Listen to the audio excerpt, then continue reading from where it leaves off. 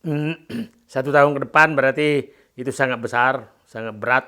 Yang problem yang kita hadapi bahwa eh, ini uang-uang jamaah sudah masuk dan ekonomi di para pelaksana travel juga udah berat sekali karena umumnya agak susah berbisnis dengan Arab Saudi karena pada saat Anda sudah bayar duluan maka itu biasanya susah kembali. Jadi dampak ekonominya besar besar sekali, dampak sosialnya juga besar sekali kalau ini dilakukan. Yang menarik menurut saya adalah bahwa pemerintah Indonesia awalnya itu kan menyatakan tidak ada corona.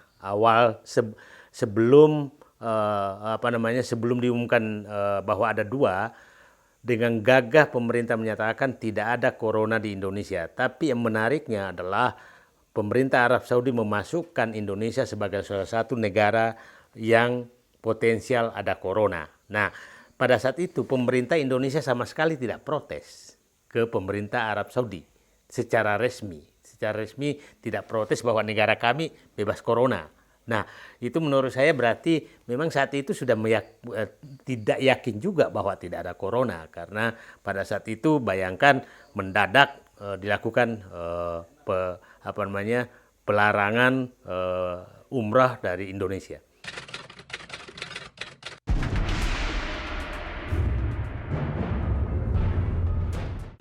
Saya pikir yang dampak ekonomi besarnya itu sebenarnya di Arab Saudi. Dampak kita adalah tersedotnya duit, uang yang harusnya masih berputar oleh para calon jemaah kepada travel bureau dan mungkin saja sudah sebagian besar sudah digunakan untuk membayar hotel, membayar catering, membayar jasa-jasa di Arab Saudi. Jadi uang itu sudah terbang ke sana, tapi rakyatnya tidak berangkat gitu. Jadi itu menurut saya istilahnya potensi ekonomi kesedot tapi tidak dimanfaatkan oleh apa namanya oleh jemaah untuk umrah.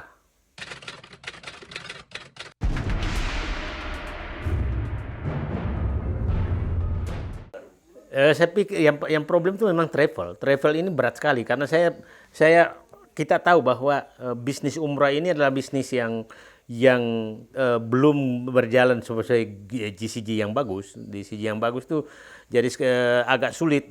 Jadi yang terbayang oleh saya bahwa sekarang para apa namanya travel bureau untuk perjalanan umrah dan haji ini menghadapi persoalan yang sangat besar dan yang menariknya adalah tidak ada perhatian sama sekali pemerintah untuk melihat masalah yang dihadapi oleh para pelaksana travel bureau ini. Nah, dan ini akan berdampak sangat sangat besar ke depan karena saya yakin kalau setahun itu mereka bangkrut semua dan itu memulainya bukan sesuatu yang mudah dan yang pasti saya takutnya akan berdampak bahwa jemaah yang sudah membayar juga akan menuntut. Jadi selain ekonomi akan terjadi gejolak sosial karena jemaah yang sudah membayar kepada travel bureau-nya bangkrut, dia nggak bisa ngapa-ngapain dan itu dampaknya besar. Jadi saya pikir pemerintah harus melakukan lobby kuat bahwa itu jangan sampai terjadi pelarangan umrah sampai 1 tahun.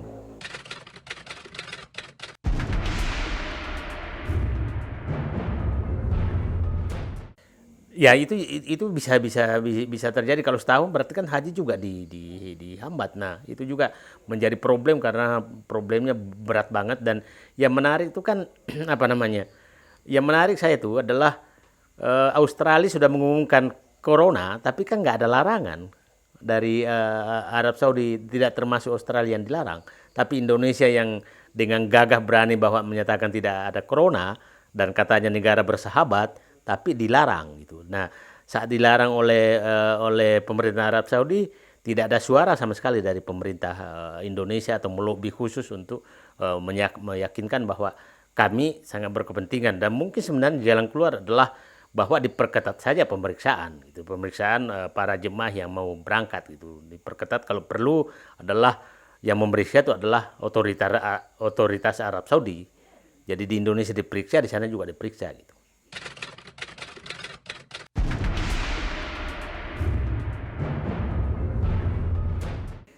Saya pikir tidak ada jalan lain adalah melakukan lobby yang kuat sama sekali untuk membuka kembali kalau tidak bisa dibuka secara keseluruhan, maka dibuka dengan pengawasan sangat ketat gitu. Jadi pengawasan sangat ketat.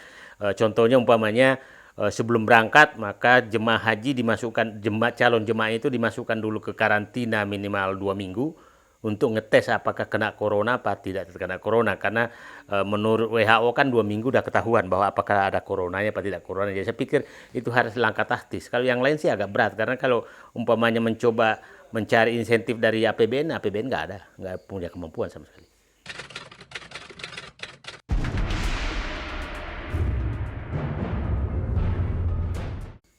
Kalau dari segi ekonomi saya yakin masih Arab Saudi nggak terlalu menghadapi persoalan, karena cadangan devisanya masih masih besar sekali gitu. Jadi yang problem yang mereka itu adalah juga yang pasti melobi di sana itu adalah pemilik-pemilik hotel di Arab Saudi yang harus ini. Tapi saya yakin keberanian itu karena keuangannya juga masih cukup.